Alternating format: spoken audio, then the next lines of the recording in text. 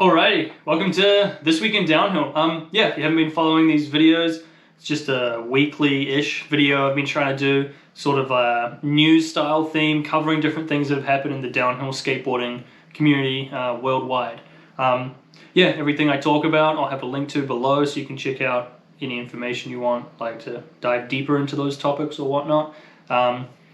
Every week I ask everyone that if there's something I missed that you saw this week that you thought was sort of worthy of being shared, to let me know in the comments that I missed it, and then other people can find it that way. And if you have something you see during the week and you think, hey, I think that guy that makes those videos should talk about that this week, send it to me, Instagram, comment on the YouTube to mention it the next week.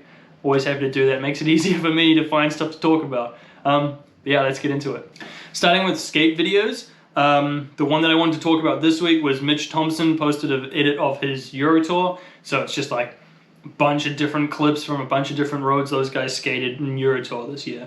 Really good edit, just like a really high caliber of skate quality, I guess you could say. A lot of the guys Mitch skates with are like the top sort of racers, and so seeing them skating a bunch of open roads in Europe is always a good time. There's some really good follow drivers, I guess, to just get really good shots down some awesome scenic roads in Europe.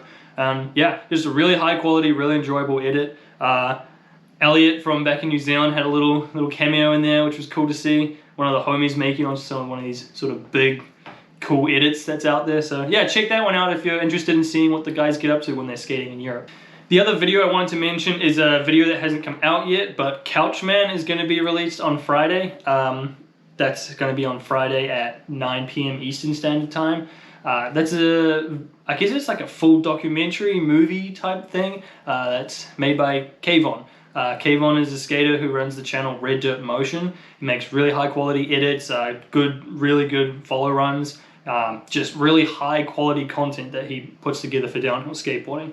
He also has a different channel where he puts up these videos called Downhill Exposed, which if you've ever seen those videos, super entertaining. They're kind of like a big inspiration for my skate videos as well. I try and have some of that same energy, but they're just really funny, really well put together edits. You should definitely check out Red Dirt Motion, and I think it's like K-Bob or something. Is just search downhill skateboarding or downhill longboarding exposed. Like, you won't regret it. But yeah, Couchman, I've heard about it a lot. He was filming it last year.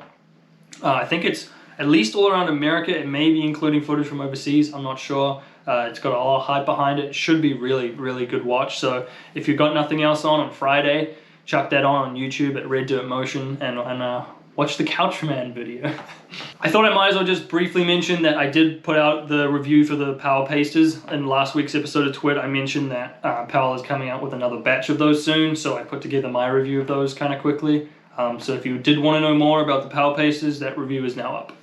I guess getting into events now, I'll start off with Soldiers of Downhill. Soldiers of Downhill was last weekend, big race. It was also the third and final race for the USA Downhill qualifying rankings, which is pretty cool. I'll put up like the podium photos and the podium, people who podiumed at that somewhere around here in the photo as well. But the main thing I wanted to mention was in the Opens final, there's a photo of Dane Hanna posted it, and it's him and Tim Dell, and just like how close they were on the finish line. It's just like literally an inch away, so that's pretty cool. Looked like it was some pretty tight racing there at Soldiers. Yeah, pretty awesome to see. Also in racing news, the WDSC has their race in Turkey. I believe it's this weekend. I just saw they posted a video of like a truck driving with a bunch of hay bales going up the hill in the middle of the night. So that's pretty cool. I remember last year they had that all live streamed. The event seemed to run reasonably well, and at least from an outside perspective, like watching it, it was pretty cool to watch like the live stream and watch the finals. They had the drone footage and stuff like that. So definitely be on the lookout for the live stream for the Turkey race. And the last thing I wanted to mention in event related news, I guess it's event related, is LWG on Instagram. They posted that they're hosting another slide clinic. I don't know if I mentioned the last one, but they just hosted one a weekend or two ago. It looked like it was really successful. So they're hosting another slide clinic in the DC area. It's going to be on November 12th at 1 p.m. I'll have the details like up here or whatever as well. But yeah, if you're in the DC area and you want to learn how to slide, or you want to get better at sliding, or you just want to skate with some other people that skate in your area, definitely check that one out and go and skate. Okay, so for like community sort of vibes, I guess, I'll just talk about the USA rankings.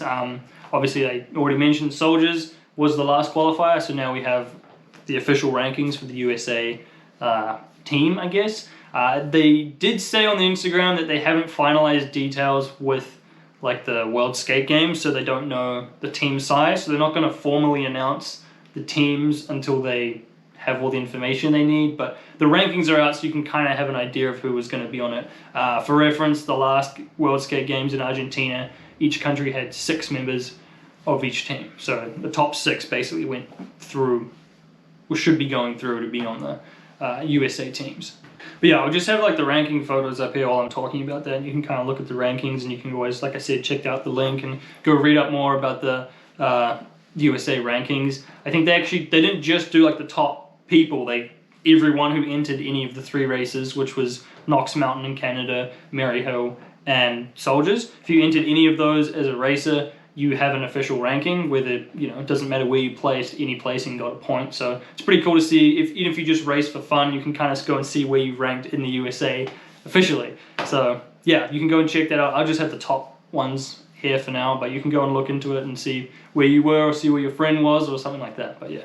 Alright, moving over into gear-related news, Powell just posted that they have like the last batch of Byrons for this year, and that moving forward into next year, they're going to now be green.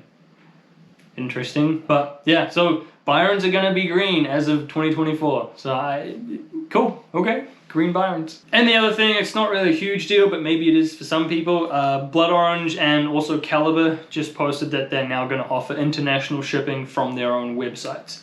So I guess there was something about people in other countries finding it difficult to buy Caliber trucks and Blood Orange wheels from their local skate shops in their own countries.